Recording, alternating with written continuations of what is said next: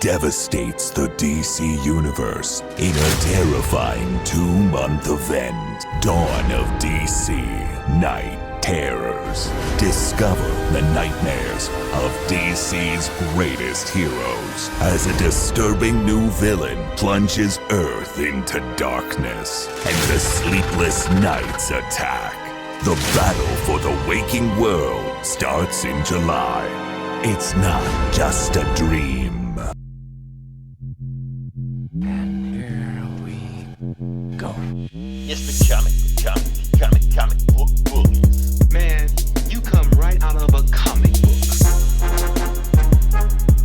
It's the comic book bullies. You will bow down before me! It's the comic book bullies. Now I am the master. It's the comic book bullies. It's the comic book bullies.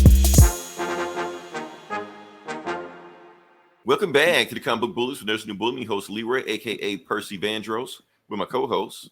All right. Yeah, this is Eli, aka Landell Cal Reese's Pieces. There you go. I always wonder something. Why don't Disney capitalize on that, since Disney World's in Orlando and they got Lando Calrissian, do like a Orlando, I don't know, thing. Oh, that's I'm just clever, throwing out man. ideas, Disney. I'm just, That's clever. if you want to make $1 million, Disney, I'm just saying, So just throw me a. Florida don't want to make nothing these days. They don't want to make anything. You don't like money? I mean, shoot. And so, yeah, we're back in the episode. Like I said, normally this is a week where nothing really happened. So you know what that means? We're going to talk like 3 hours on nothing. But we're going to be very, very passionate about whatever we're talking about, So we can talk about Garth Brooks' greatest records that he came out with for 3 hours, and we're going to be very passionate about it. Let's see. Y'all party Jake's started. in the house. What's Jake's favorite Garth Ennis? Already off to a great Fucking start. nerd. You're a fucking nerd. Brooks, the greatest country singer of all time, and you want to call him Garth Ennis, okay? Not the creator of the Boys. Where We are one track minded on here. That lets you know something about this podcast. We are one track, and they say we don't review comics, Eli. That's what they say. We all subject. Let's get on. Let's go subject. Come on, Jake. What's your favorite Garth Ennis book? Already off to a start. I'm pretty sure you got one. Y'all gonna break the Twitter Swift new album. That's that shit's too that's hard above for my me, pay man. grade. That's Yeah, that shit's too hard. I'm too soft for that shit. it's too hard, man. I know if it's too hard for me, I know Eli not fucking with it. So I'm just letting you know. I can't. Yeah, I'm too fragile. We're not the Taylor Swift bullies, the Swifties or whatever they call themselves. That's not us. So yeah. Anyway, back to the podcast. Like I said, we are on every available podcast brand, not on Stitcher anymore, but we're still on YouTube, Twitch, and also on Threads. So yeah, I signed this up by accident, Eli. I didn't even know what I was doing. I just clicked the button and it just made me do it. So is that new Twitter or some shit? Yeah, I gotta explain it. Because, like I said, we're on it, so this is self-promotion right now.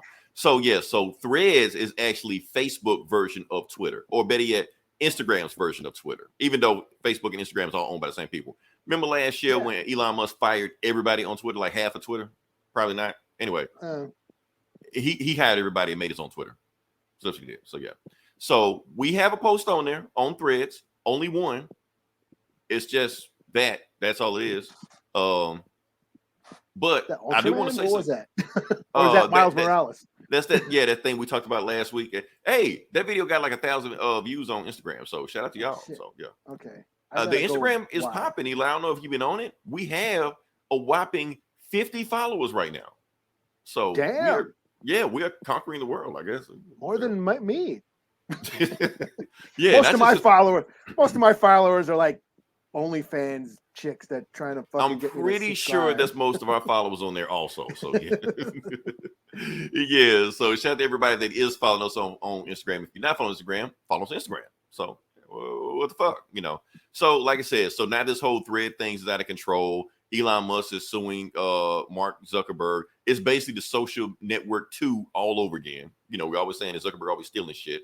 So I heard they were supposed to have a fight or some shit. Is that a real thing, or were they just making it up? I don't know. I don't know. I don't pay much attention. But here's my I don't know thing. If they are fighting, it is gonna be a cage match. Now they have stakes. Okay, who the winner has to take down whatever they got. So if Elon wins, you got to take down Threads. If Zuckerberg wins, Musk gotta give him Twitter, some shit like that. Give me a trial by combat like Wakanda. Just give me that. And I tune into it. I watch a bunch of nerds beat the shit out of each other. So fuck it. I guess it's getting some Dana White. I'm just looking. Dana White has a date in mind for Musk versus Zuckerberg. There you go, Jake. It's just a meme, though. But now I understand it's a meme, but it needs to be a real thing. They will. Yeah, he's confident that the fighting commissions will sanction the fight. I mean, but he is suing him for this thread shit. I mean, it is Twitter. It's just straight up Twitter without the porn. So that's why it's not going to succeed. So yeah, Zuckerberg is a Brazilian jiu-jitsu enthusiast. That's cool. I mean, I can still take it. And Elon Musk has been working out with George St. Pierre. I'm sorry, Eli. I can whoop both their asses. I don't care what they do, what they know. Well, now we can tie it to comic books because George St. Pierre played the Leaper in Winter Soldier, on Falcon and Winter Soldier. GSP, Falcon and Winter Soldier. The Falcon and Winter Soldier, yeah. So it is tied to that, kind of technically, yeah. I don't care who trained them. I can beat both their asses. Put me in there, and whoever I will give me Threads, give me Twitter, give me whatever. I'll take them.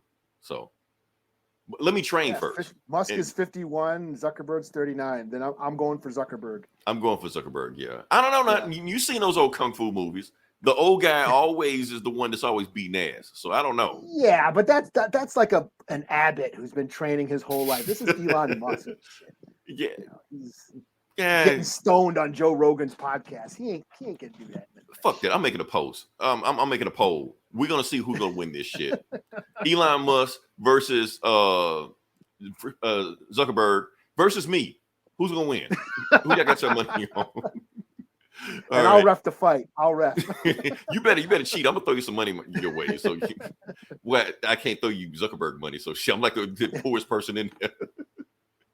All right. So anyway, what do we got next? Let's talk about some TV shows real quick. We're just gonna get into some TV reviews. We're gonna talk about Secret Invasion. Secret Invasion is on its 3rd episode, so we're halfway through right now. Now, like I said, now people are starting to get their verdict on what they think about the show. I listened to the podcast the other day. Gomer, dropped his review on what he thought about the 3rd show. Gomer's checking out. You know what? I don't blame him. I get it. It's not his cup of tea. Wish for a little bit more action. Hey, everything isn't for everybody. I'm still in it. Eli, yes, what? Not Eli versus Leroy. Not that. He can whoop my ass. Yeah. Hell, I don't know, man. I'm out of fight shape. I'm like, man, I get no. It's like John Wick, man. You got it. You got it here. all they're gonna do is just something to trigger. You can be like, they bringing me back in. I thought I buried that guy. I'm just saying, the last scuffle I got in, I was all out of. Well, whew, I was all out of breath. I'm gonna fight you, Eli, and you just gonna get that look in your eye, be like, yeah, I'm thinking I'm back. Eye of the tiger. I'm fucked. I'm just running. I was just talking shit, man, the whole time. Anyway, what we talking about? Yeah, we're gonna talk about briefly. Like I said, Gomer's checking out of Secret Invasion. I'm still in. I'm still, gonna ride the train, see what's going in.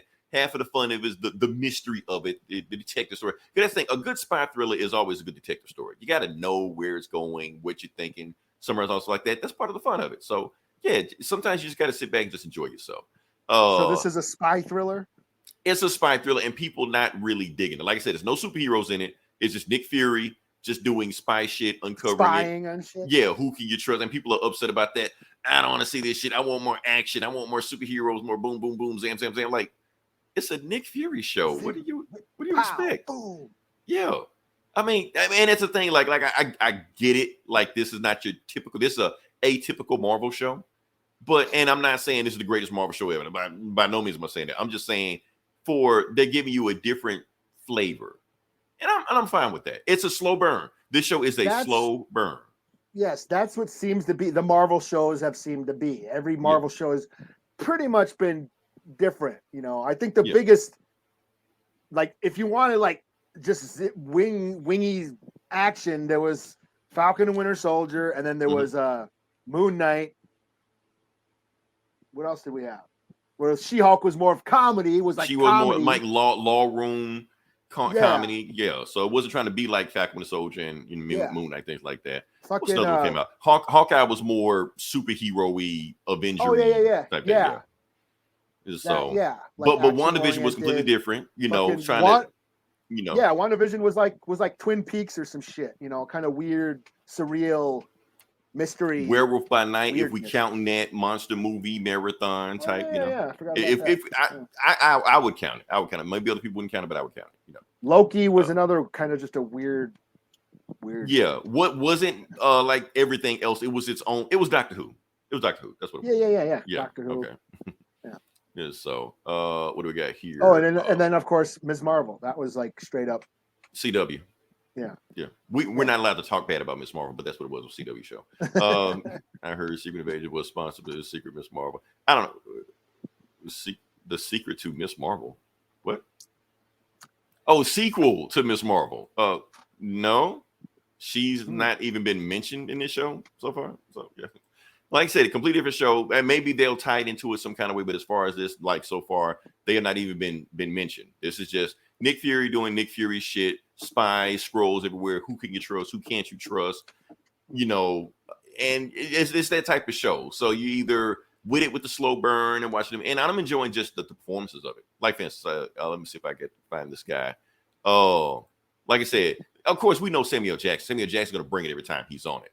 But this guy right here, Kingsley Ben-Adir, whatever his name is, he has been killing it on this show. He basically they're hinting that he's gonna be the new the Super Scroll by the last episode or whatever.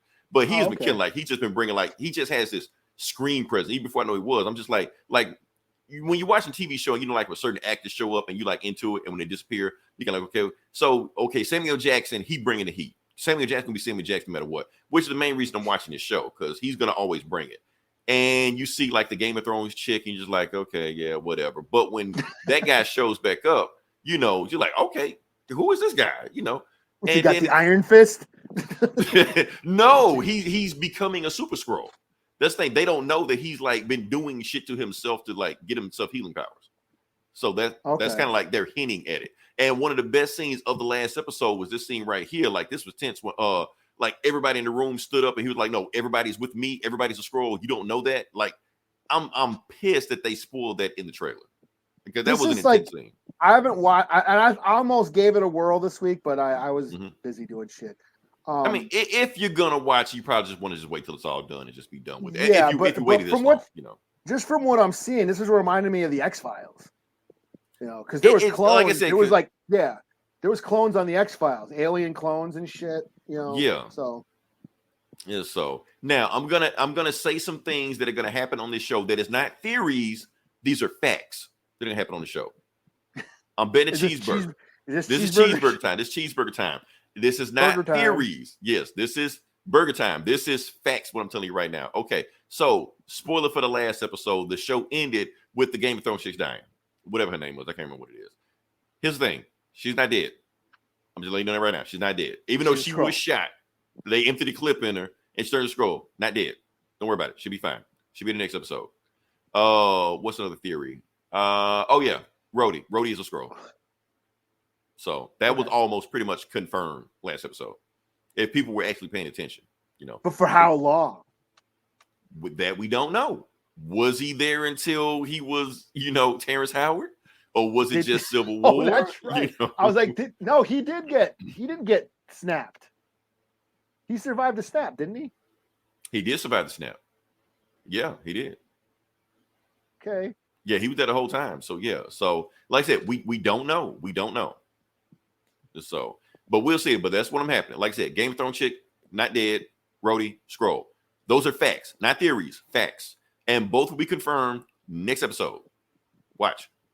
Next episode. Okay. Next episode. That was saying. Next episode or cheeseburger time. Let's go. Marvin have killed off in it. Oh, yeah, they do. Maria Hill may be dead. It's it seemed pretty definitive they killed her. They basically buried her body. They went to her funeral. So she seems pretty definitive dead on this. They did that to Nick Fury too, though. Well, yeah, they did. So I don't know. Fuck it. Who knows? Who knows what the fuck happened? She's in space. Yeah, but what I'm saying is that the Game of Thrones chick will be in the next episode. Fine, just brush the shit up, be like, oh, that was close, like that. and she'll be Super Skrull, and then everybody will be so pissed. No, that was my neck. Now that is a theory. That is my theory. She's gonna be another Super Skrull. She's gonna be Super Skrull versus Super Skrull. They're gonna fight each other. Blah blah. Because Nick Fury can't fight a Super Skrull, so he's got to have something in his back pocket. So that's my thing. But he ain't got a War Machine armor. Yeah, he does. He does have the War Machine armor. So yeah, he can just hop in this War Machine That's armor. what I would do. Right. I mean, I was saying Rhodey is a Skrull, so yeah, he can ride around as War Machine just fucking up shit, but he's gonna be on the bad guy side. So yeah. Until Nick Fury steals the armor and gets in it. Yeah. Or that's the thing. Now, like I said, if you read Bendis' Secret Invasion, here's the thing. Not all Skrulls are bad. Because some Skrulls want to take over the world. Some Skrulls just want to just live their life and chill. So what if Rhodey is a Skrull, but a good Skrull? And he might help out. I'm a Skrull, but I don't fuck with that guy. That guy's evil. I'm one of the good Skrulls. On Peacemaker. Yeah. Yeah. Some of the butterflies good, some of the butterflies bad. I think in this might be the same thing. So we don't know if no, he's bad. He's bad. I just thought about it. What the conversation they had at the end of the show, he's bad. Matter of fact, he's like high-ranking evil Skrull. So okay. Not a theory, fact. So you know that. All of it will be explained away next episode. So yeah. All right, that's all I gotta say there. Can we move on to the next part of the podcast?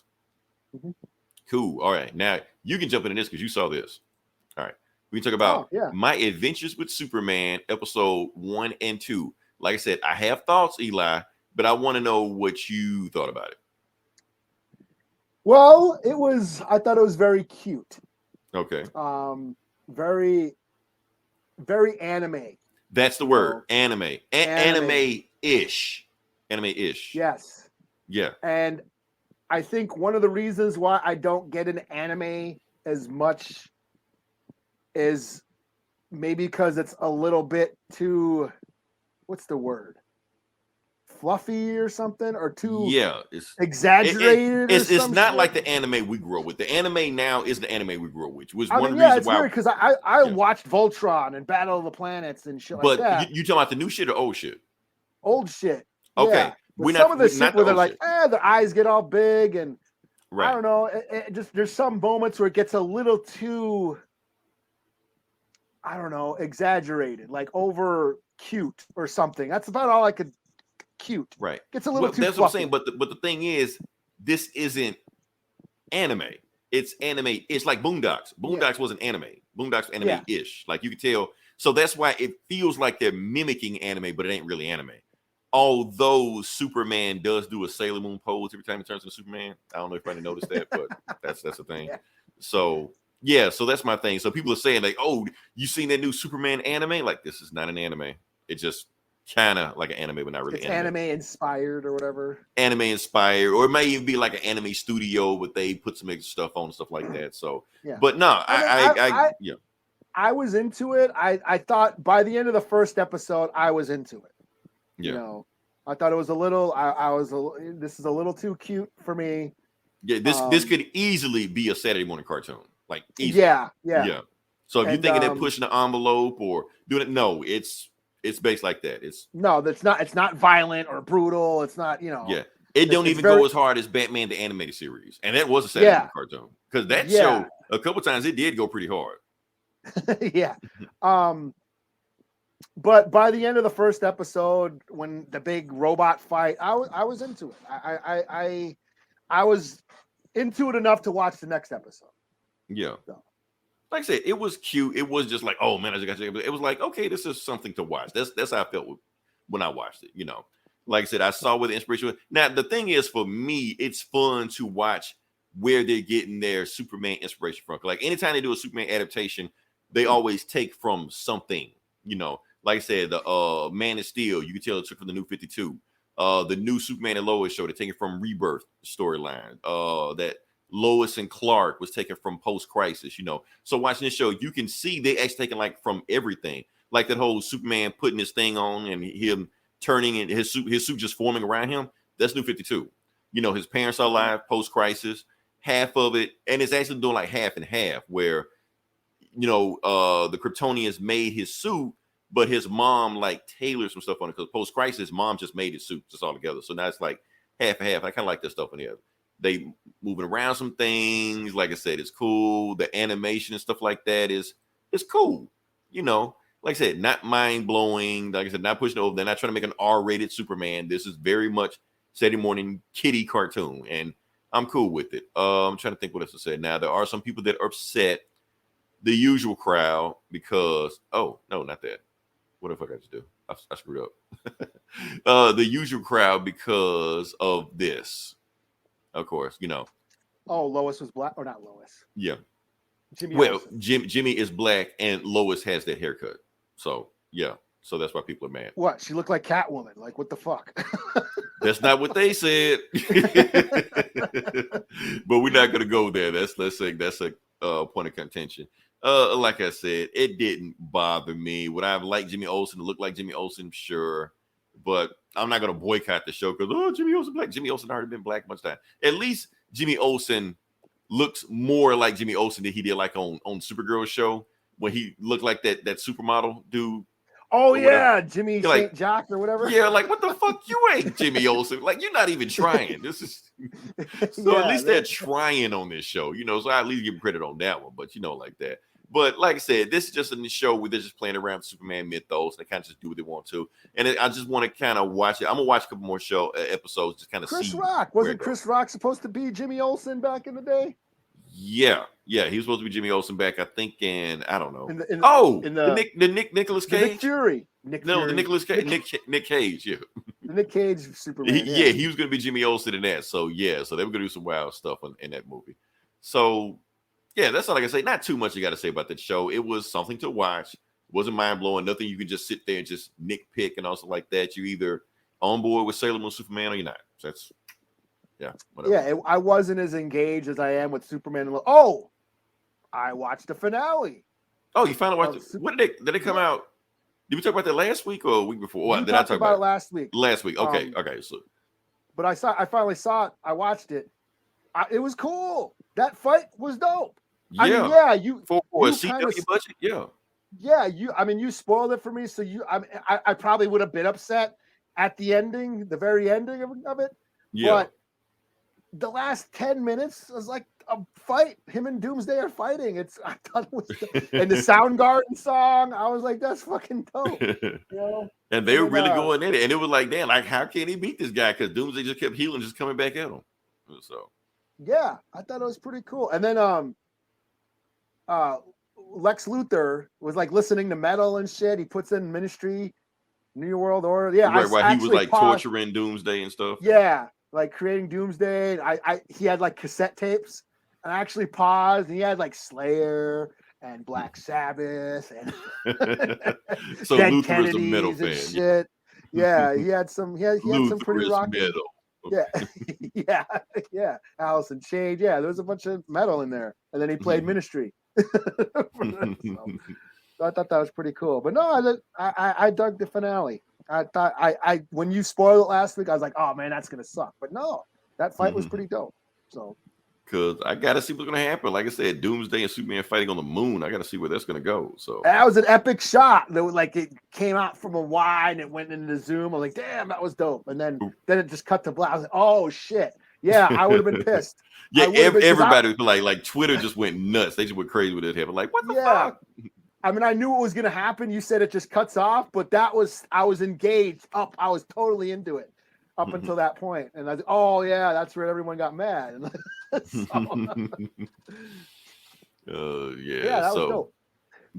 like I said, so that's the big, and like I said, I feel like we're in like some kind of Superman renaissance right now. I do feel like we're in there right now. Like I said, we got Lois and Clark. I mean, Superman and Lois.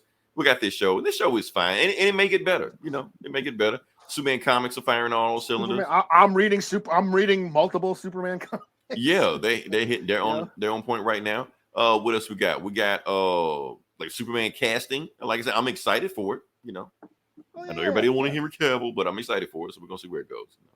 Yeah. So let's see. All right, so let's move on past that. Like I said, we just flying through these topics. We got another one. This one, we're gonna dig a little bit. We're gonna dig a little bit into this one. Okay. It seems like a simple thing, but we're gonna dig into it. Like I said, Jennifer Garner, who all know is like play Alias and Elektra and all like that. She will be back for Deadpool 3. This is confirmed, not a rumor. This is confirmed. She's back for Deadpool 3.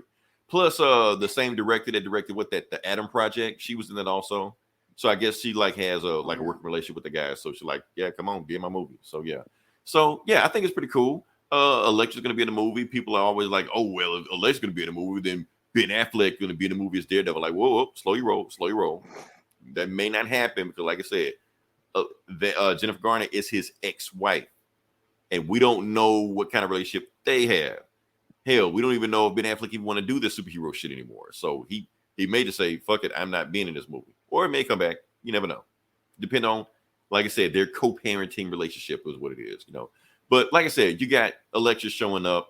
You got rumors of Ben Affleck showing up. You got Wolverine going to be in it. Rumors of Storm showing up. Rumors of everybody showing up. Rumors of Chris Evans might show up, as Human Torch, So my thing is this, Eli, it's starting to make me think that I think I've already figured out the plot of this movie.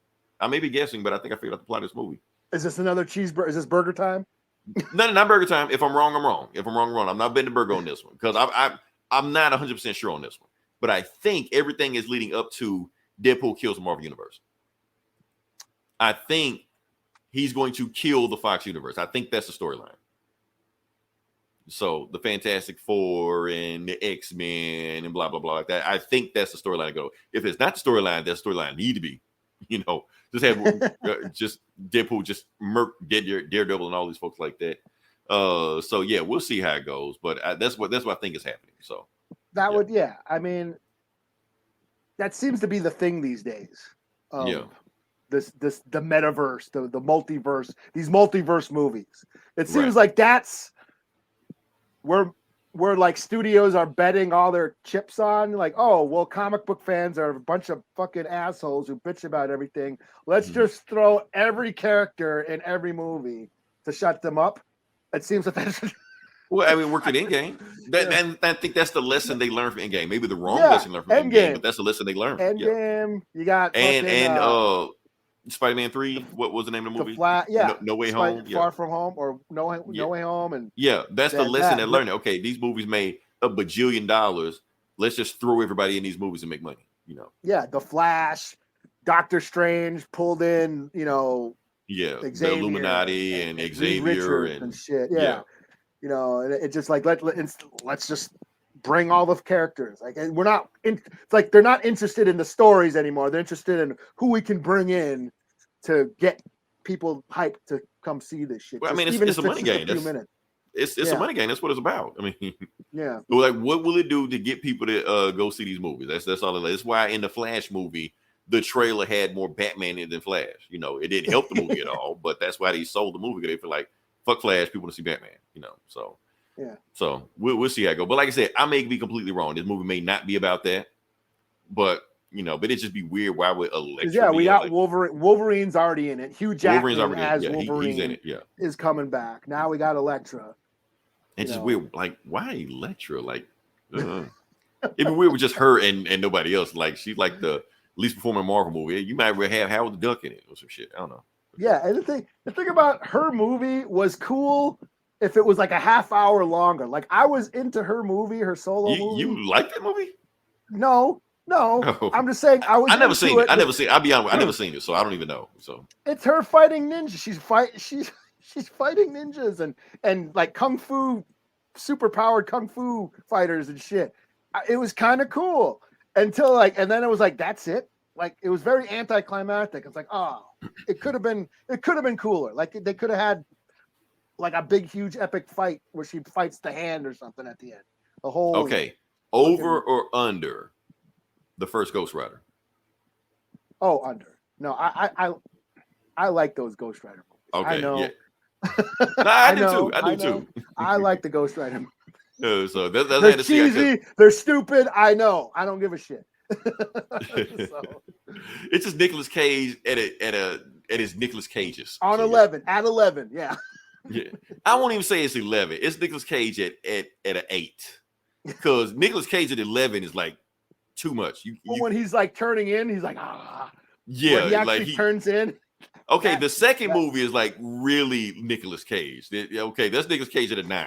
Yeah, because you can't have too much Nicolas Cage. You never go full Nicolas Cage. Let's see. Yeah. All right. So what do we got here? Let's go. What's the next? Vidja Game section. Vidja Game section. Let's talk about this one. Okay. Now, for those who don't know, not tomorrow, but today. Today is Prime Day. I think today is Prime Day.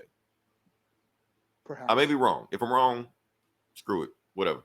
I'm wrong. But I'm gonna just say it's Prime Day. So there may be some deals going on Prime Day. Want to check it out? I think there's a deal going on right now with Star Wars: The Force Unleashed.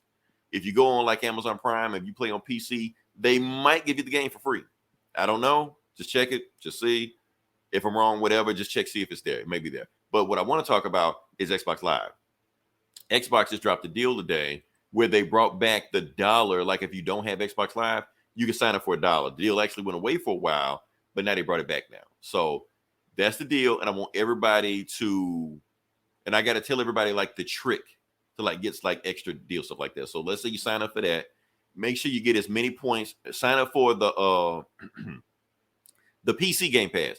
Get the PC Game Pass. Like I said, it's maybe a deal on it right now. Buy as many of them as you can. Say buy 2 years, 3 years, whatever you want like that. Then buy one of the Ultimate Pass. The Ultimate Pass is like $15. Buy that. It will turn all of the other months in the Ultimate. So it's a way to save money. So do that. You're good. And keep in mind, you don't have to have an Xbox to play Xbox Live. You can play on PC and all those games you can still play on it. So it's a cool thing. All right. So that's all I got with that. I think we can move on past that. We can move on to the next part of the podcast. Okay. We're here. We are, like I said, we just blazed through these topics. We're here. Like I said, it's Comic Book Bullies, but we're talking about comic books. And Eli, I'm gonna let you jump to it first and see what you got. Okay. Well, I guess I will do my book of the week. Already? Okay. Yeah, book of the week. Fuck it. No lube. Just go right into it. Yeah. And that is Clobberin Time number 5. All right, let's see what we got. Clobberin Time. Steve Scroce. He awesome artist. He is writing and drawing this. Now, let me ask you this. Have you seen his work before this book? Yeah, he did. Was it Post Americana? That was okay. Gotcha. Yeah, right. He's done. What's that other book? Because I know it looked familiar. Yeah, he's done some. No, he's got. I love his style. But basically, this is the Thing on his own adventure, fighting this super villain time traveler who's been going through time, collecting all of like the most powerful weapons, like the Infinity Gauntlet, Thor's hammer, and the what's Reed Richards thing called? The Reed Richards shitty fucking machine. What's it called again? Goddamn. Ultimate Nullifier? Not that. No, Nullifier. Yeah, that shit. All that shit. Captain America's shield. He's basically trying to create a new universe because he feels superheroes have ruined his timeline. So he's from a couple thousand years in the future, coming back to fucking up time. Each issue. Who's this guy again? I forget his name. Okay. Psycho Pimp or something like that. I can't remember his name. Trademark pending. Okay. Yeah. But every issue, Ben Grimm has gone on different adventures. He went with Wolverine, Doctor Strange, and then he ended up with Doctor Doom last issue, where this supervillain actually, bested Doctor Doom. So now the Thing and Doctor Doom are basically been captured by this guy. And this issue starts out where he's basically giving his supervillain speech about he's going to, how superheroes ruined his life, and he's creating his, he's spent, he traveled through all these timelines to create the universe in the way he wanted and all this shit. And Ben Grimm just starts talking shit to him. He's like, man, you're just same. You're just another supervillain. I've heard it all before. He's like, not like me. I beat Doctor Doom. And he's also he traveled them back to the beginning of when Galactus was being created. That's the beginning of the time and shit. Yeah. So no, that's before the beginning of time. Yeah. So Galactus is in the midst of being created. Yeah. And he's using that creation energy to for his engine that he built, and he's going to create his own universe. So he's given this speech, and Ben Grimm's is talking shit. I've heard this all before. You're just another Thanos. You're just another Kang. You're just another, you're just another supervillain. Blah blah blah blah blah blah blah. It's like, not like me. No one's ever done this like I have. Oh yeah, whatever. Sure, you might have done some cool shit that other supervillains haven't done, but you know what? You're just a scared little boy with daddy issues. And, yeah, because in another issue he had killed his own father. It's like, notice how you went back in time and did all this shit, but you never changed. You could have went back and stopped yourself from killing your dad, but you didn't, because in the end, you're just a traumatized little boy. And that, of course, gets him all, okay. Yeah, gets him all pissed, and he starts torturing the thing. But that buys them time, for them to escape. They got one of the Watchers is with them, captured. They all end up escaping, and they start fighting. Doom. Remember last issue I told you, that villain threw Dr. Doom and threw him a portal out in the middle of space, and he was floating around in space, but he had a Pym particle with a space station in his pocket. Right. so he that's how he saved himself. He had a space station and a miniature space station in his pocket. Prep time. Well, yeah. So while they're fighting, Doom has a Doombot army Pym particle pill. I mean, just a bunch of robots. So yeah. Yeah. So then a bunch of Doombots are fighting, and it's this big fight, and Thing ends up beating his ass right here. He's whipping his ass right there. It's Clobberin Time, and beats ass and shit, and they save everything, and it's all good. Everything resolves in the end. But yeah, this was just fun. And what made this cool was the art. The art was super detailed and crazy. That was the reason to get it. This might be one of my books of the year, on the list of best books of the year, because this was just a lot of fun. Just a lot of fun. So yeah, 4 out of 5, 4.5 out of 5. Fuck it, 5 out of 5. Let me see. 10 out of 5. Work been deep now. 3 beers down, deep. Oh. Okay. We'll do what we can. All right. So that costs money, man. You got to go to our premium channel, and then we'll do that. So. Yeah. No, without the dollar. All right. So next book. This is not my book of the week. I'm pretty sure. I think you said you read this, so we're gonna do Night Terror's First Blood #1. Keep in mind, this is not Night Terror's #1. This is Night Terror's Blood #1.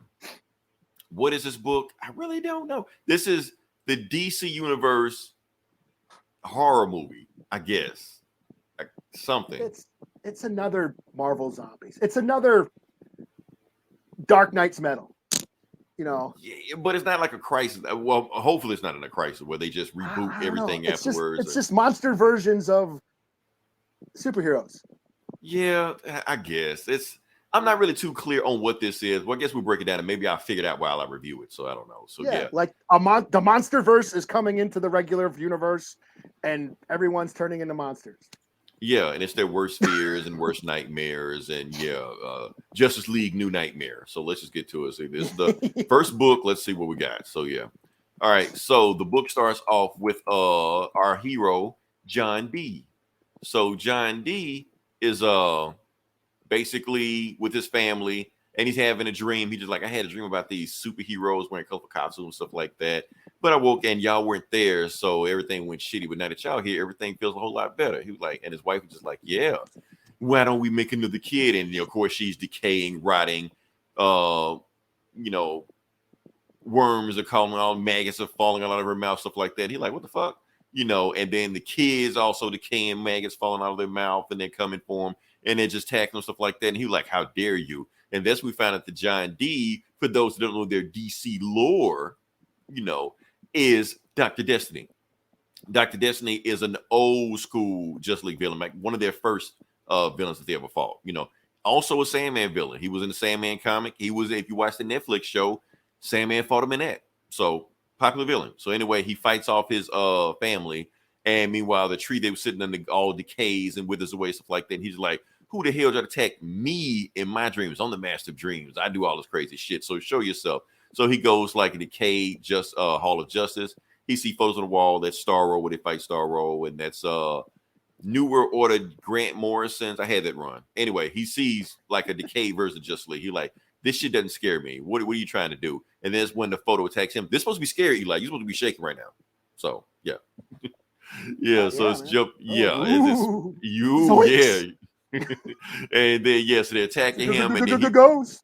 and then he realized, oh, so he has possession of the Dream Stone, but he like, somebody stole the Nightmare Stone, and then he starts screaming, ah, and then that's how the book starts again. So, all right, so we go to Deadpool, Dead Man. That's his name. So yeah.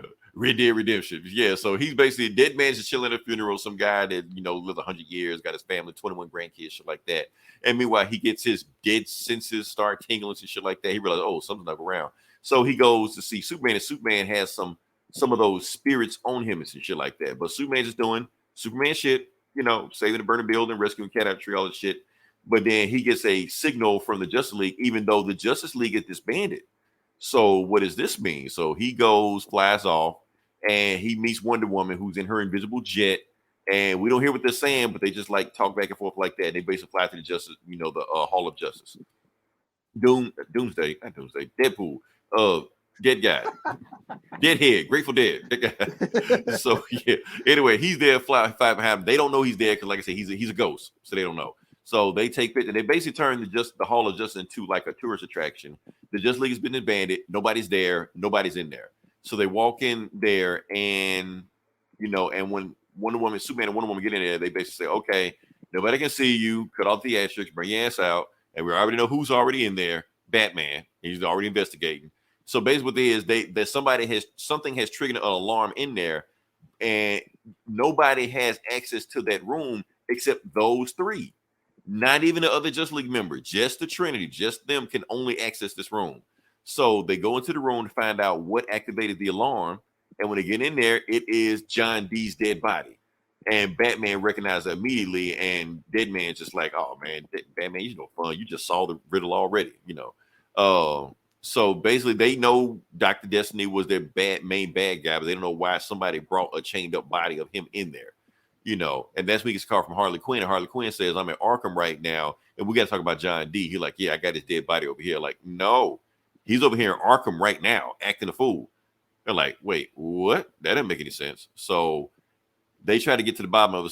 So Deadman realized, okay, something's not right. Like his dead senses are tingling or some shit like that. So he realized, let me hop in this dead man's body so I can talk to him, tell him what's going on. But since he can't get in there because the guy's dead, he like, only the choice is to hop into Batman's body, even though Batman hates it when I do this shit.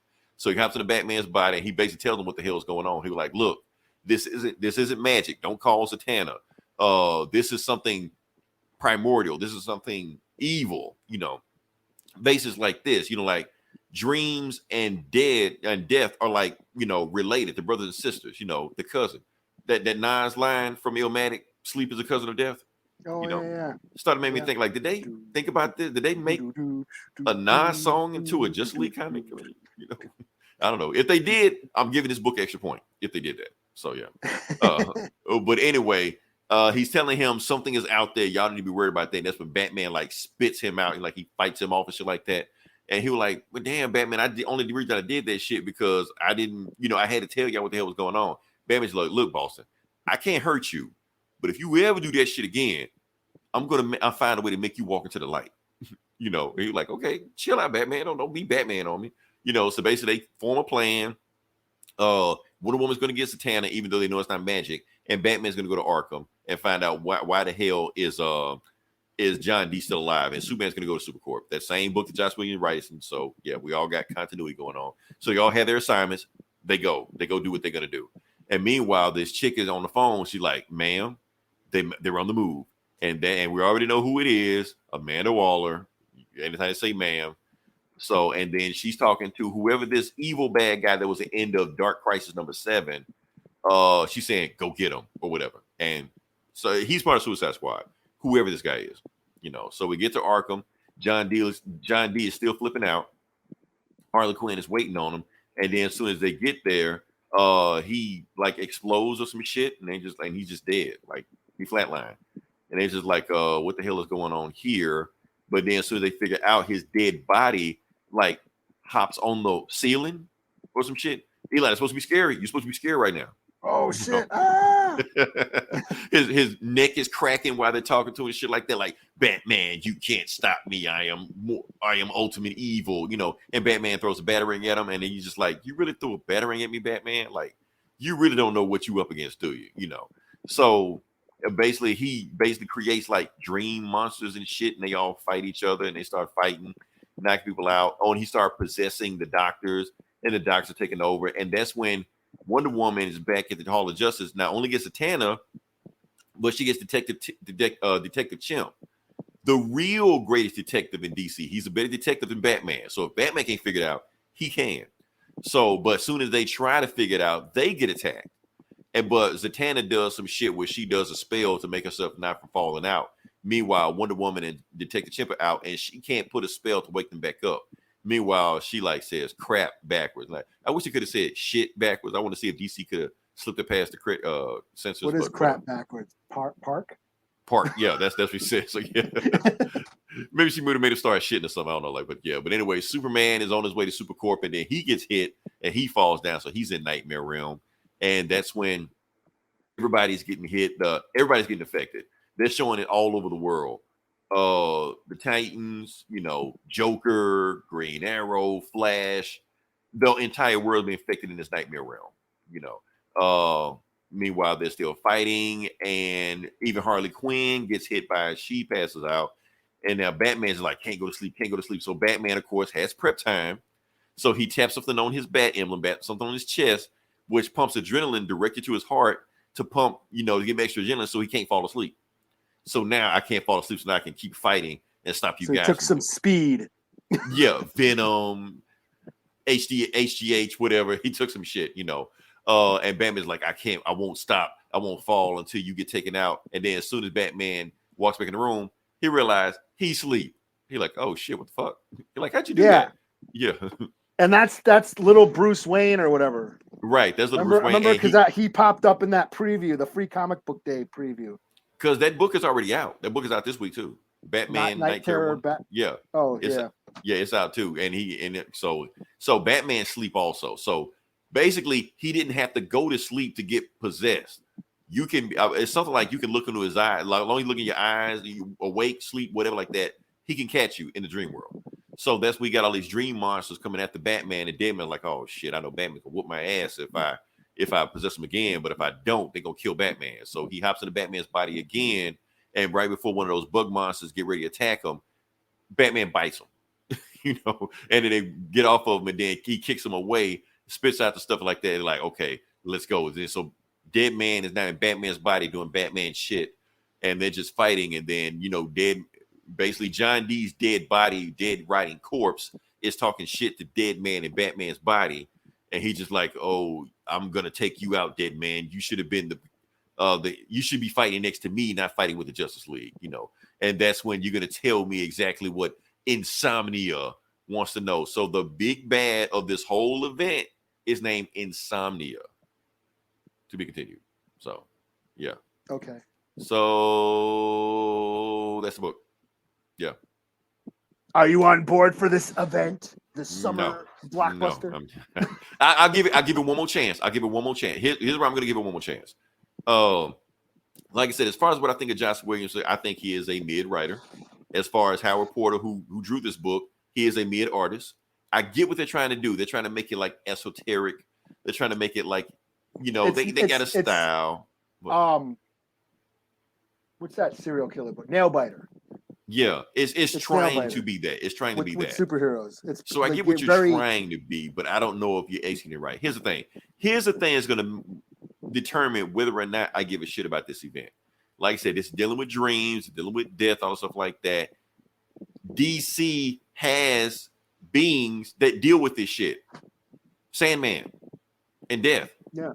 So how you going to Constantine. So Swamp Thing. Justice League Dark. It's really a Justice League Dark. Like, why are the Justice League Dark in this book? Why are there more of them in this book? So the thing is, if you're gonna do a dream book, a nightmare book, and Sandman doesn't show up in it, then what you're telling me, DC, is that this is just filler nonsense. nothing in this book matters. That's what you're telling me. Now, if Sandman shows up and Death shows up and the Endless show up and all these Neil Gaiman trippy beings show up, stuff like that, then it means, okay, we're really trying to do something. We're trying to tell a story with this. Otherwise, you're just telling me that you're just trying to just fill in months with just some bullshit, just with 1,000 titles. So if the next book I get, I will get Night Terrors 1. If Dream or Death or one of the Endless show up, then I might be on board. If they don't show up, I'm out. I'm done. Let's check out the checklist. Okay. Because every DC character has got a Night Terror book. Ravager, like why? Detective Chill. Who's Angel Breaker? Who is Angel Breaker? I don't know. I think that's a new character. I think they just made that up for this. Punchline. Why? Why the fuck does Punchline have a Night Terror book? Why is Punchline even still a thing? Yeah. Ravager, Punchline, Poison Ivy, Zatanna. That's probably the closest. I mean, that makes sense, yeah. That's probably the closest one to all those characters you're saying. Yeah. Yeah, Black Adam, Harley. Yeah, that's it. Joker has a Night Terror book. The Joker, of course, the Joker's gonna do that. His work, I think, on his cover, like his worst fears that like he like works a regular ass job or some shit, Yeah. So, well, like I was saying, this is just monster. Like you can spin dreams or whatever, nightmares or whatever universe is creeping in. It's to me, it's just Marvel Zombies. It's Dark Knight's Metal. What's that Green Lantern book? Darkest Night or Blackest Night or whatever. Yeah. Or I don't Necrosha. The thing is, we remember those books. We may have not say they're our favorite books, but at least we remember what they was about. When this is done, we won't care what the fuck this is about. This just was a thing that just happened, and we just move on. I think they're just letting Joshua Williams write horror shit because that's what he does. And like his indie books he's known for writing horror. And now, just so far I am not impressed with the horror in this right now. Now maybe it's him, maybe it's the artist. I don't know. I wasn't. It didn't get me. It didn't get me. Like I know I was supposed to be scared. It's just like it's just cramming. It's just very convoluted. You're cramming all these characters. There's so much shit going on, right? And that's just one book. There's like 100 more books. Right? Like 8 came out this week. Yeah, it's like this is just one book, and I barely know what's happening. You're right. Now I will say this. Now, one thing we can always credit DC for is that DC never gives a fuck about continuity. I do feel like this is the book that is tied the best to continuity that they've ever did, even though this book didn't care about continuity also, because they're talking about the stuff that Batman did when he went to a different universe and failed safe. And Superman started the Super Court. Keep in mind, Joshua Williams is writing all this bullshit. So of course, he's getting keep continuity with himself. So that's something. At least they're trying. They're trying. They never even tried that much before. So even that Suicide Squad shit, he wrote that. The Dark Crisis shit, he wrote that. So yeah. So and this feels like a continuation, or at least th're referring to that. It does kind of. It kind of feel like Lazarus Planet. Like, are y'all just telling the same story over again? That's what y'all just did. This is. Well, I don't know what DC is doing. Like I said, it's just rehashing the same. Yeah, superhero monsters. Right, but Lazarus Planet just felt like some shit they were just doing in the meantime to just fill in some books while they figure out something else. That's what this feels like. This doesn't feel like a meaningful story. Like if you're going to tell just a crossover story with Trinity, make it meaningful. Don't make it just this. Insomnia? What the fuck is Insomnia? Well, they're trying. It's nightmares. It's like, you're. It's Freddy Krueger. It's basically Nightmare on Elm Street. It's that same concept. You're not allowed to fall asleep. But Freddy Krueger looks cool. This is like the dumbest ass dude ever. Let's go back to it. Let's find Insomnia one more time.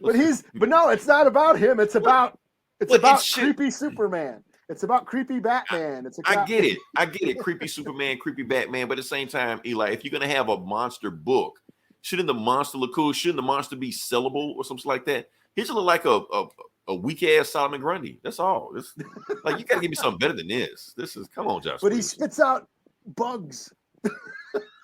I guess. I'm not so. Well, maybe he'll turn into a big demon at the end and issue some big kaiju monster. Some shit. Issue 52, he'll He'll turn into something cool. Like, I don't know. Smash Metropolis in one hand or some shit. I don't know. So, Yeah. So that's my thing. So yeah, I don't know. And that's I feel the same way with Dark Crisis. Josh was writing this shit. I'm like, what the fuck is this about? Like, I didn't even know what that book was about. Like issue 4. They're like, oh, is that what you telling? Okay, maybe I figured it out with this too, but I don't know. But I'm not reading all that other bullshit. I'm not doing that. So I don't know. Anyway, what you got? Daredevil number 13.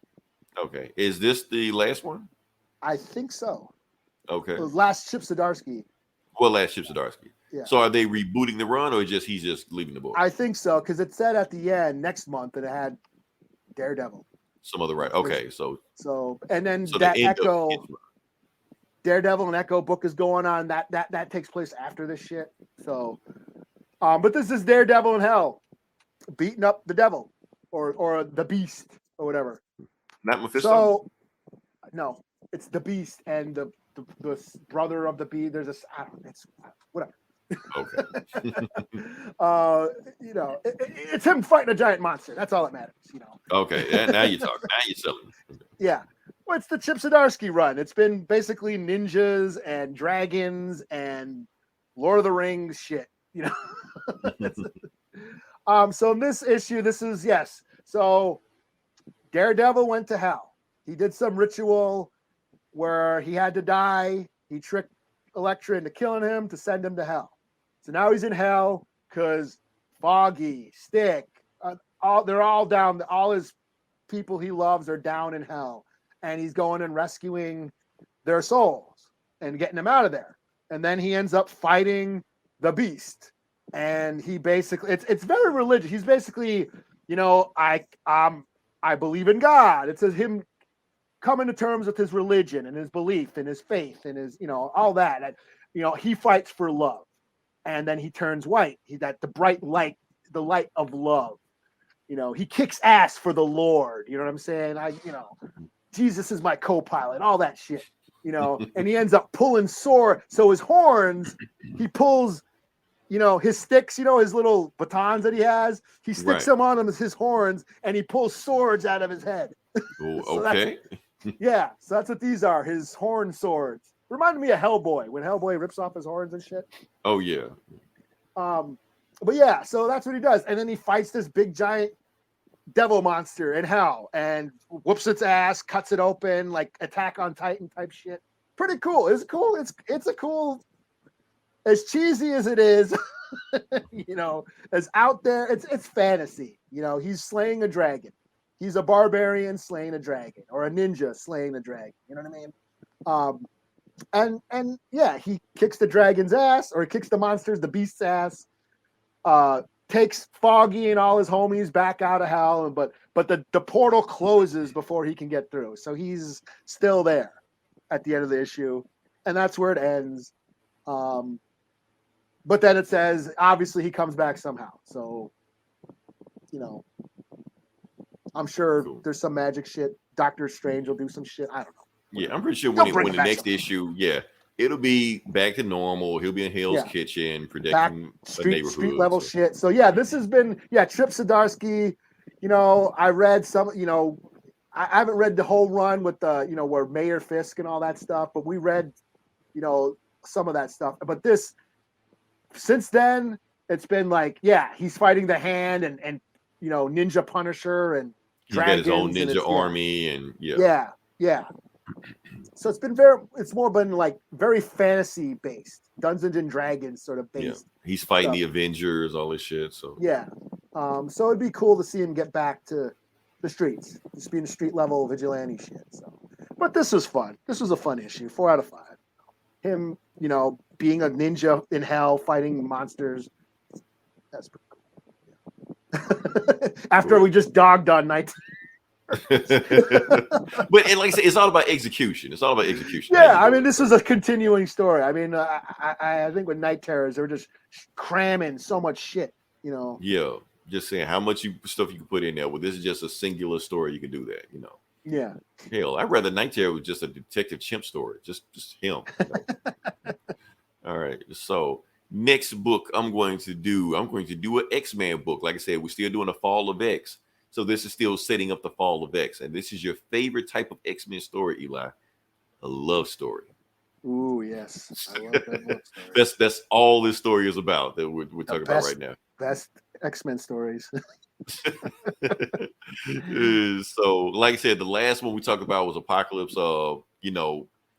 fighting his wife. And this is pretty much the same thing. It's a Mr. Sinister story. So this is the Sinister 4. We already know about the Sinister 6. So this is Sinister 4. And yes, they will make a comment on the Sinister 6 versus Sinister 4. But that's going to be like an inside joke later on. So this book is about the Sinisters. And we're going to go to it. So, yeah. So the book starts off with, like I said, the original Sinister, Nathaniel Essex, and they're in Essex or whatever like that. So I guess they're trying to hint at that his name really isn't Essex. He just called himself Essex because he grew up in Essex. So, yeah. And it's back in what, 1852? Yeah. There. Yeah. So, and he's with his, his girlfriend at the time, and he proposes. So, yeah. So that's his then girlfriend, now wife. So, yeah, we're going to go from that and we move on past that. So, cut to present time in London. We got Dr. Stasis. Now, Dr. Stasis is, like I said, we heard about Orchis. Orchis is the evil organization that's been trying to kill the X-Men. That basically took enemies from Hydra, AIM, SHIELD, other evil place like that. And they all combined them into one evil organization. He started it. He controls it. He runs it. And basically, he thinks he's the original Dr. Stasis. The original Sinister. He thinks that's him. And he's having a meeting with Mother Righteous. And apparently, we've just found out that Mother Righteous is his wife in past time. So if he's the original Nathaniel X's, that's Mrs. Nathaniel X's, his wife. So he recreated her when he cloned himself. So, or so he thinks, So they're basically having a conversation and basically saying, okay, look, I want you to join Orchis, but in order for you to join Orchis, they don't trust you. They want you to they require 2 things from you. So he gives the paper. He was like, oh, you want me to do that? That's kind of a tall order. Give me to the morning and I'll do it. Okay. So what's the second order? And the second thing is, I want you to have a date with me. So that is the second one. So she decided, fine. Okay. Since you're ordering me to do that, because the only way if I get into Orchis, I have a date with you. Fine. So she snaps a finger, puts on a date dress, and they have dinner.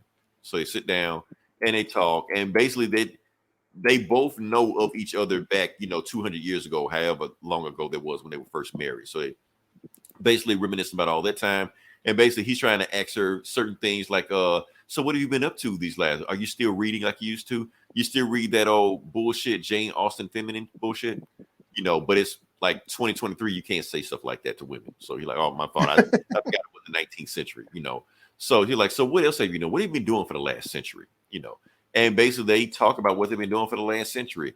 And this is shocking to me. I didn't know this happened. Apparently, Mr. Sinister was there when Captain America got his powers, the Super Soldier Serum. He was there with the Hulk. He was there when Peter Parker got bitten. What the fuck? So, yeah. And not only that, he asked her, so what have you been doing? And it turned out she was there on all the magic side shit, like with Apocalypse. She was there with Wanda's kids. She had the dark hole. She knows the dark hole. So basically, he does all the magic. He's like the Forrest Gump of the Marvel universe. Yeah, pretty much like he's been everywhere behind the scenes doing all this shit. So yeah, and we never knew that. So that's what they've been talking about. And she was like, "Look, since I'm here and we both going, we're trying to have a good time. I brought something for you. I brought you a present." So she brought him a book, and this book, because that whole domination, dominion, fall of X, Sinister, sins of Sinister, she knows everything that happened there. And apparently she knows the future. So she gives him a book that tells him the immediate future. And that's the book right there. So he picks the book, start reading it. And that book is titled like the chapter Fall of X. It's basically telling us what's going to happen in the Fall of X storyline. But it's like bleeping out the important shit, So he's reading here like, oh, so that's what happened. And basically telling about the dominion and all stuff like that. And one of us is a god. We don't know which one is a god. They're going to come back for. We just know it's not that bullshit as Mr. Sinister. It's one of us. So, yeah. So they keep talking. And Yeah, so they just going on with their date, and they really starting to get real about what happened. It was so they basically didn't know that it was four Sinister. They found out that it's four other Sinister. They knew about Mr. Sinister, but they didn't know about Orbis Stellaris, the cosmic Sinister that's in space conquering shit. They didn't know about him. Now they know about him. So basically, like four Sinisters. You got one in genetics, one in magic, one in cosmic, and one is all about making the ultimate human, the ultimate man. That's what the four Sinisters is about.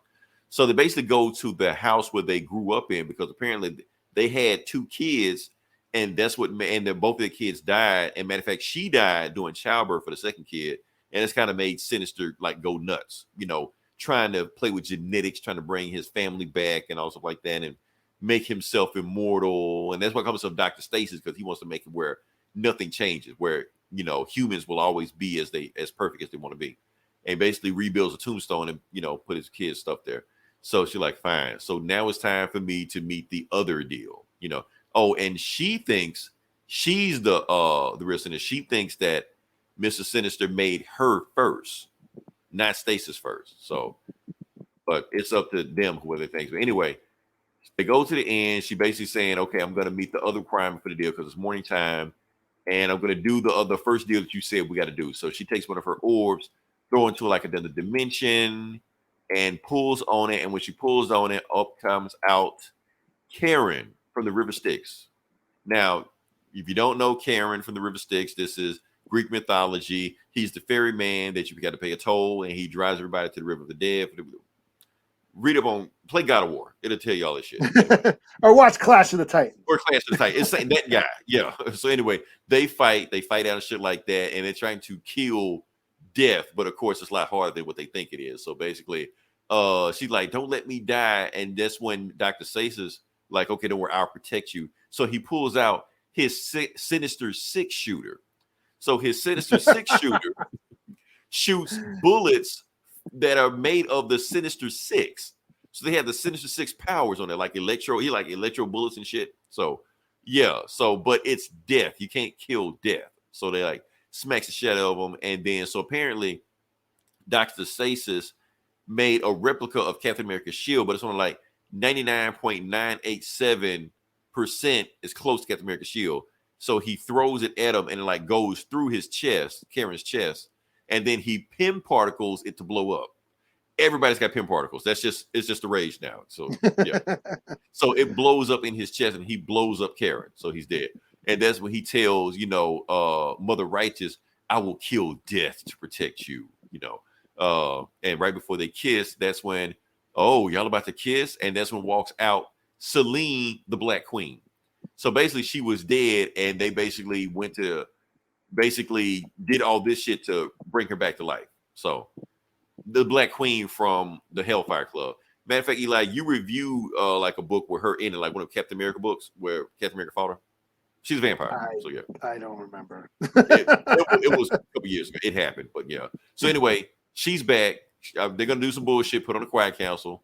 So yeah, and Dr. Stasis is chilling, and he acted like he didn't know who Orbis Solaris was, and Orbis Solaris is chilling, and they're plotting on Mother Righteous. So we gotta see where we go from there. So one of them is gonna screw over somebody else. The end. So yeah. Okay, so I kind of figure out what these books are doing. They're just getting you caught up. They're getting you caught up because the fall of it's gonna be this real big thing where everything basically, I don't know what the fall of Krakoa, and it's trying to catch you up with everything that's going on right now. They did it with Apocalypse, they did it with Sinister, and yeah, that's going on with that. So yeah, cool story. A lot of Sinister shit I didn't know about. Apparently, Apocalypse helped make him, and that whole Sinister was behind the scenes of every Marvel superhero shit. That was already a thing too. So I didn't know that. That's some new shit for me. So yeah, cool. So all right, what's your score? 4 out of 5. 4 out of 5 on that one because I like the art. I like the story. I actually like the love story on it. It was actually like really strong power, even though I just kind of flew through it. But it was, you could feel the love between them. Well, you're giving Sinister some depth, I guess. Yeah, like more. I didn't know all this stuff about Sinister, so it's pretty cool. Yeah, and he kind of felt remorse of his life, and So yeah. All right. Cool. Well, I will do, my next book is Yoda number 9. All right. Yeah, this is pretty much the only Star Wars book that I'm still reading. There's a bunch of still coming out. There's a shit ton still coming out, but this is just basically the life and times of Yoda. You know, he's kind of on Dagobah, remembering different times of his life, different, you know, events, you know, shaping who he was. And these last 2 issues, it was a mission that he went on with Anakin during the Clone Wars to shut down a droid factory. It turns out they were making these experimental, like, giant mech droids, you know, that they were going to roll out against the Republic, and you know, and they decide we're going to go shut down that factory. So they do. The last issue, it was, you know, Yoda and Anakin teaming up. You know, of course, Anakin's all cocky and arrogant and kind of runs into battle, you know, and you know, just, you know, all about brute force and doesn't think before he does shit. And Yoda's is kind of schooling him on patience and, you know, all that shit. They destroy the factory, but one of the mechs survived, and that's where it, you know, where it ended. That's issue picks up right where that left off. Yoda and Anakin have to fight this giant robot, and of course, Anakin's like, it's too big, and Yoda's like, size matters not. So Yoda like Yoda like hops on it and like starts cut, you know, basically does this Yoda shit. He hops on the knee, hops on the shoulder, gets inside it, like cuts his way inside the mech, you know, inside the robot. And he's inside of it, but then the droid must have some sort of fail safe, and it just launched into space. It just launched way up into space. So Yoda's in space inside this robot, but he's like, it, you know, it's a robot. It's not a spaceship. It's a robot. So Yoda's like starting to freeze. He's starting to suffocate, you know, because he's got no protection. He just has this metal. He's basically inside a metal can. Right. So he uses the Force to meditate to keep himself from dying. Meanwhile, Anakin jumps in his starfighter, goes out, and he's trying to save Yoda. The robot is spinning. And Anakin's like, you got to stop that. You got to stop that robot from spinning so I can put on the tractor beam and get you out of there. But Yoda's like, I can't. I'm using all my strength not to die. You know, I'm using the Force to keep myself from suffocating and from freezing to death. I can't stop it. It's like, well, and Anakin's, well, I can't stop it from spinning either. Blah blah blah. And you know, Yoda's like, use the Force, just patience. Concentrate, you know, have patience and all that shit. So Anakin uses the Force and stops it from spinning so he can lock onto it and then save Yoda. And then, you know, basically you see what you've learned. You know, Anakin. The whole thing was a training lesson. So yeah.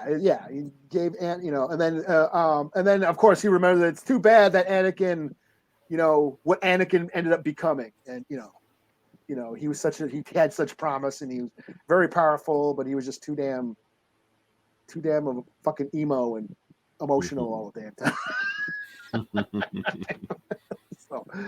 so they yeah, should have made him a fun. master. They should have put him on the council. That's all I'm saying. They did it to themselves, you know. Yeah. They should have saved his mom. They left his mom as a slave on the fucking. They couldn't hook his mom up with an apartment. Damn. Or something. Yeah, shit. Shit, you know, or a job at the temple, like shit.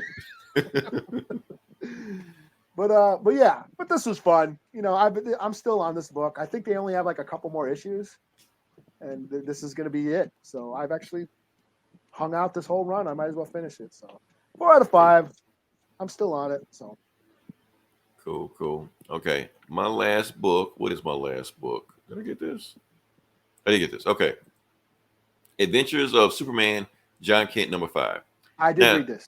You did read this. Okay. My thing is this. I thought this was supposed to be like a mini series, but it feels like it's not. It's almost like, got you.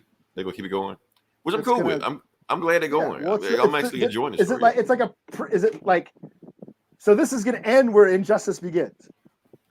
That's what it sounds like, but it's like it's going in a completely different direction than Injustice. That's basically what it is. It's like Tom Taylor sold this as a Superboy book, like John Kent book, but it's really just Injustice, which I'm cool with. It's like he did a switcheroo. Like, you should just sold us that Injustice. We would have been on board with that. But yeah, I'm on board with it. Give us Injustice. let's just get to it. Like I said, I am on board with this. This and basically they calling the book now Road to Injustice or some shit, or the Injustice Saga or something. Or It's something. like That's why I was wondering. of, Is it going to end where Injustice starts or whatever? Or yeah. put everybody in their starting places where Injustice begins or something. Yeah, because it feels like this book is continuing off where his Injustice run left. That's what it feels like. So anyway, let's get to it. Let's talk about what we got going on. So John Kent, basically the whole thing about he's just getting a recap. Batman's just telling the whole thing about the just story. Doomsday, fought the Joker, blew up Metropolis. We've heard the story before, you know. So basically he's on there. He's just like, okay, look, I get it. Superman went through some terrible stuff like that. But that does not excuse what he has done to this planet. Because yes, you could say Lois is his world and his world got destroyed. But no, his world is still living. This is his world, and he's destroying this world. So you need to do something. So you're like, wait, why are y'all looking at me like that? You're like, because you sound like what? I sound like him? Like, no, you sound like Lois. Like, oh. Hey, so and then Harley said some really fucked up shit here. You're like, I had a hand in, you know, killing your mom and you, so I just want to apologize. You're like, wait, you want to apologize for murdering me? You're like, well, I never apologized for murdering somebody to their face before. Most of the time, they can't even hear what I'm saying. So I at least want to say that much. You're like, nah, I'm not going to let you do that. You don't get to, you know, clear your conscience for that. You killed me. You got to live with the consequences. And so meanwhile, we cut back to Superman, and Robin has brought, I'm sorry, is he Robin or Nightwing? He's Robin now. Okay. Damian has brought back Jay, John's boyfriend from an alternate universe, but not his boyfriend in this universe. And basically, like, he's just getting all kind of information from him. Basically, he's been interrogating him and knows everything about him, you know. And Superman's just like, we're not doing this. Take this boy back to where you got him from and quit spying on John. He was like, why don't you find out what John is doing? He was like, look, I get it. I get what you're trying to do, Damian. You're like, no, you know what I'm trying to do. You met John 2 days ago. I've been with you since day one with this whole thing. But meanwhile, you want to brush me aside. So because basically Damian is like, look, I left my father for you. You have become my surrogate father. He's not saying that, but basically saying that, like, you're my surrogate father. Meanwhile, your fake son, who's not really your son, you paying him more attention than me. So Damian is jealous, basically, which is Damian. That's what you expect. So he was like, look, I put a tracker on him. I can tell you what John is right now if you want to find out. So he takes him, and Cyborg can spot him in Gotham City. Like, he's in Gotham right now. Like, and we can't see him on the map because he's probably underground. Like, he's right there. He's with Batman. Like, he's betraying you. So like, we could go get him right now and go fuck everybody up. He was like, nah, this is what we're going to do. We're going to wait till John leaves. Then we're going to go there. That's what we're going to do. So they're basically talking, and basically he's conflicted. Like, he doesn't want to fight his father, but he knows he got to help this world out, but he don't want to hurt anybody. So that's the whole thing they're doing right now. So they're trying to come up with ways of how to take down. They think they got ways to take down Superman. If they take down Superman, they got ways to take down Justice League. But they realize that no, they're outmatched. They got like 2 Green Lanterns on their team, the Flash, Wonder Woman. Even if you do take out Superman, you're still outmatched. So Superman, but then they realize that, John, you've been here a little bit too long. You need to go back to Superman before he finds out what's going on. So they're like, okay, cool. We're gonna regroup tomorrow and find out what's going on. So John flies, but he doesn't fly back to Superman. He flies to somewhere else. So meanwhile, an hour later, they trying to come up with a plan. Like, okay, this is what we're gonna do tomorrow when we get our plan together. And that's when we get alert that, no, it won't be tomorrow. He's here right now, because Superman said as soon as John leaves, he was gonna attack them, so ambush them. So they're there. And I just like this panel right here. Hello, Bruce. You know, you got the Justice League about to fuck Batman up. So Batman's like, oh shit, we didn't get to the super pills in time. So he, right before he get to the pills, Superman's like, no, he visits the pills. So they're all human right now fighting the Justice League. So they capture Harley Quinn and Batgirl. Catwoman jumps at, like, why? You know, before she even gets to him, like, Wonder Woman smacks the shit out of her, you know, before he even gets to Superman. Like, what was her plan? What was she planning to do? You know, so Batman is about to throw some shit out of his. She's standing by her man. Right. But before he can even grab his belt, Flash takes his belt off of him. So he's like, oh shit. Then Superman grabs him and takes him to space. Well, not to space, but like all the time, and basically just telling him,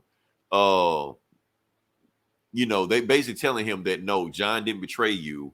We followed John. We tracked him. He didn't know. He doesn't know we're here right now.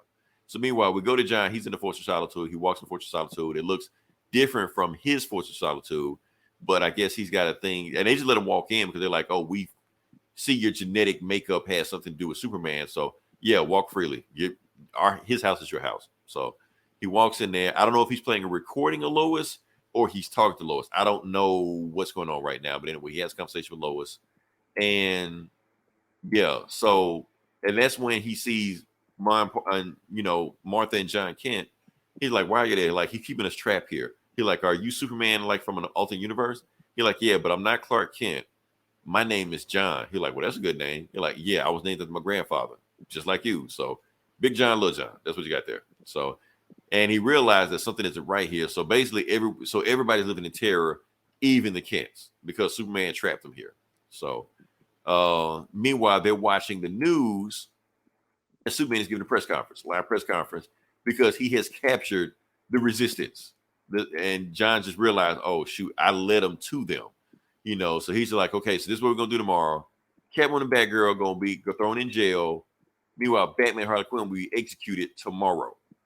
So, and they're like, oh, shit, that's not good. So he takes Batman, take him to jail, and we'll, I guess, hang him by tomorrow. And Batman's just like, look, we had John only been here 48 hours. Your own son with your own morals turned on you in 48 hours. And Harley Quinn's like, so what does it tell you about you, Superman? And Superman remembers that Harley Quinn helped kill Lois. He'll like, bitch, who tells you to talk? Don't you speak in my presence? As a matter of fact, tomorrow you will never speak again.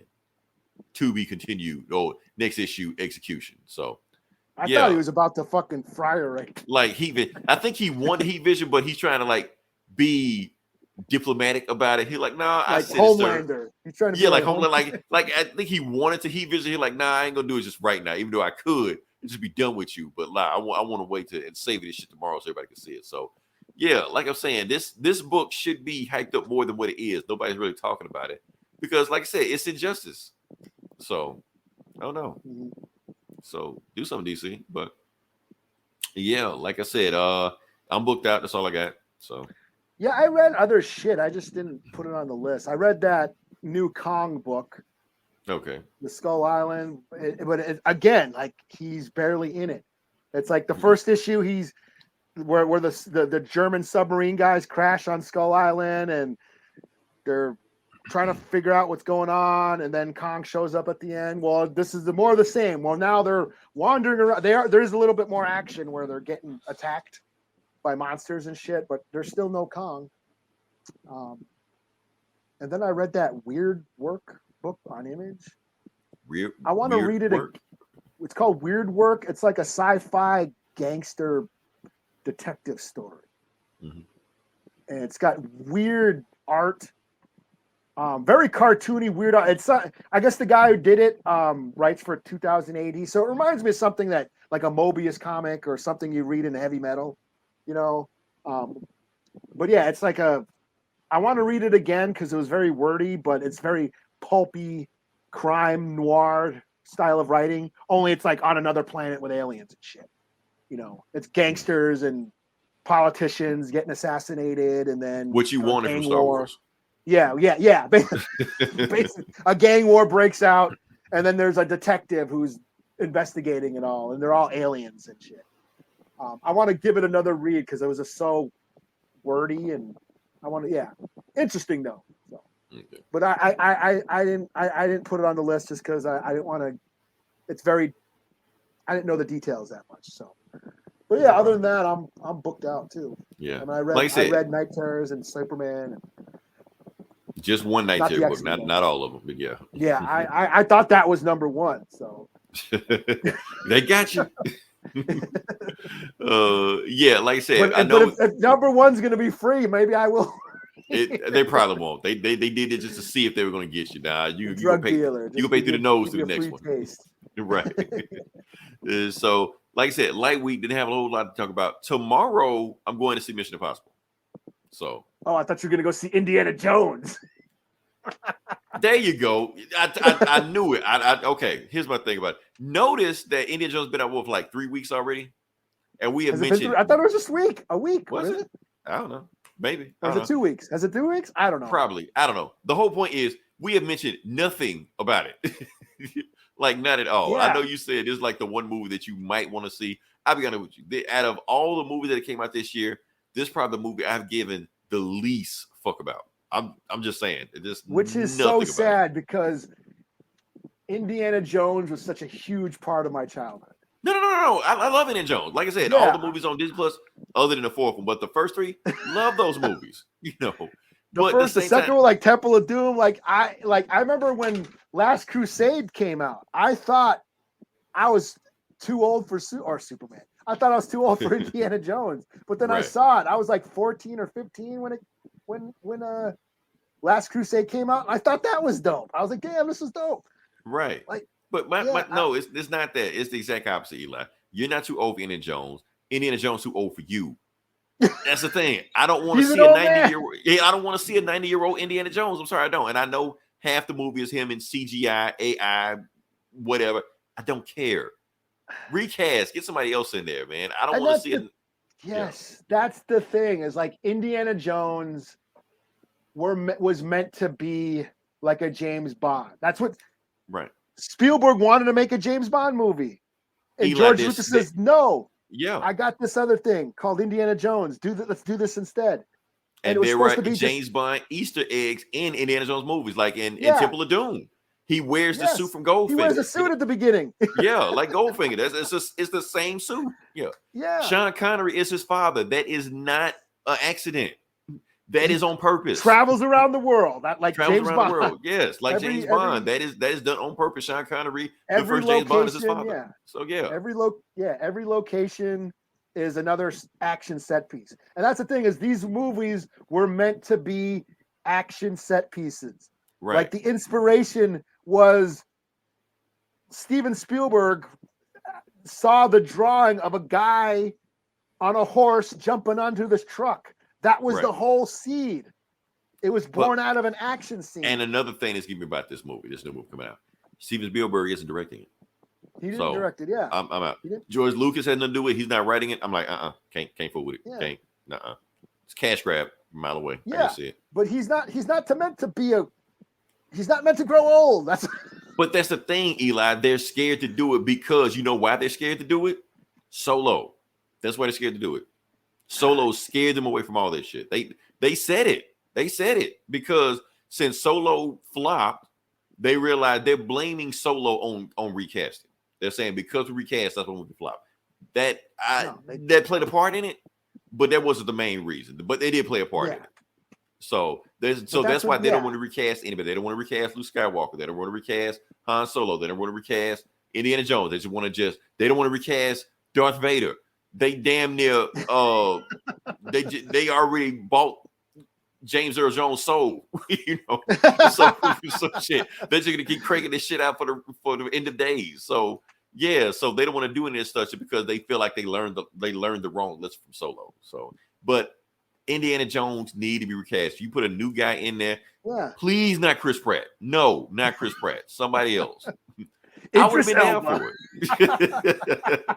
Watch the internet just burn itself to the ground, just eat itself. There you kill the franchise. Yeah, everyone but I thought that would be funny. But or a short round movie, like a short round is back in style. Somebody said something. If Indiana Jones was in pre-production like this year, like if they just started making it, short round would have been in it, guaranteed. Because after Everything or Nothing or all of Everything at Once, and he won all those awards for it, they would have been begging to throw him in this movie. Oh yeah, and it would be, and he wouldn't be like robbing like sacred sites around the world, because yes, as a native, I must address the indigenous robbery of sacred sites that Indiana Jones does. Right. But I didn't give a shit. He punched Nazis, so yes, I'm conflicted. I will mention that. Yes. Indiana Jones is robbing indigenous sites of sacred artifacts. Look, we'll review. That being said, those movies are awesome. The movies are. We'll review it when it comes on Disney Plus. I will give a full review back then. They're probably next month or whatever. But they were meant to be action movies, not him growing old and not too old to fight or whatever. Our action heroes aren't supposed to get old and vulnerable. They're not. So Yeah, I say if you want to do Indiana Jones, yes, recast them. Otherwise, don't do them. Yeah, because I'm tired of seeing 90-year-old Indiana Jones. That nobody wants to see this shit. That's what I'm saying. That's why it's flopping. That's why. You blame it on recast, I'm blaming it on not recasting. They barely got Disney. People barely survived the last, and I didn't even mind the last one that much. Yes, it was stupid and dumb and like the CGI's I get it. It wasn't real stunts. And George Lucas says, no, we're not gonna break another stuntman's back anymore, like they did in the old movies. Right. We're gonna use CGI and green screens. I get it. And yes, he was doing outlandish shit, but that's what Indiana Jones does. He was always doing outlandish shit. So yeah, he survived shit. We can't because we're not Indiana Jones. We're a bunch of pussies. And Indiana Jones survives shit nobody else does. That's the appeal of these movies. And yeah, so to see him be an old man who can't do nothing, I don't want to see that. I don't want to see that shit. Like, no.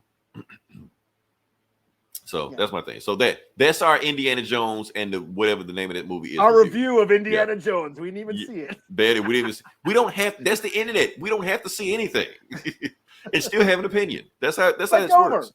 Gomer reviews everything. Yeah. Shout out to Gomer and the boys from. So compare our review to his review and see what matches up.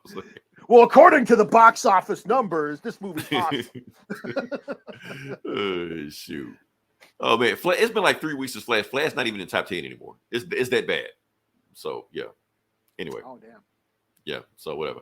Matter of fact, yeah. Watch Gomer. Watch the Geeks and Comics. We've been talking about them all day. Watch what they did. I don't know what.